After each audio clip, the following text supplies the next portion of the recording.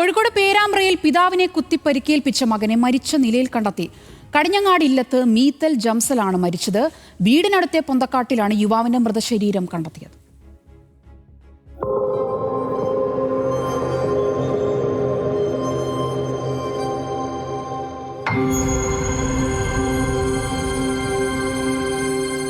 അച്ഛനെ കുത്തിയ ശേഷം കടന്നുകളഞ്ഞ മകനെ പോലീസ് അന്വേഷിച്ചു വരുന്നതിനിടെയാണ് കടിയങ്ങാടില്ലത്ത് മീത്തൽ ജംസലിനെ മരിച്ച നിലയിൽ കണ്ടെത്തിയത്.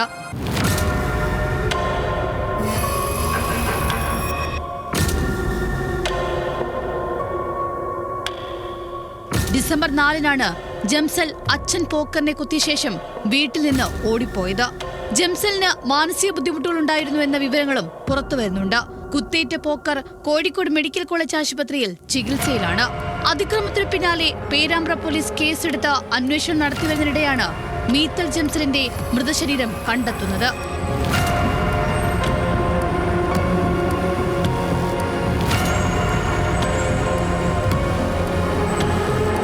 കാടുകൂടിക്കിടന്ന കൈപ്പേങ്കീർ എന്ന സ്ഥലത്തെ മരത്തിൽ ജംസലിനെ തൂങ്ങി മരിച്ച നിലയിൽ കണ്ടെത്തിയത് സുഹൃത്തുക്കളാണ്.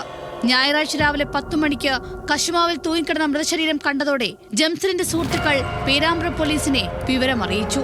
പോലീസ് സ്ഥലത്തെത്തി ഇൻക്വസ്റ്റ് നടപടികൾ പൂർത്തിയാക്കിയ ശേഷം മീത്തൽ ജംസലിന്റെ മൃതദേഹം കോഴിക്കോട് മെഡിക്കൽ കോളേജ് ആശുപത്രിയിലേക്ക് മാറ്റി. മരണവുമായി ബന്ധപ്പെട്ട എന്തെങ്കിലും ദുരൂഹതകളുണ്ടോ എന്ന് പോലീസ് അന്വേഷിക്കുന്നുണ്ട്.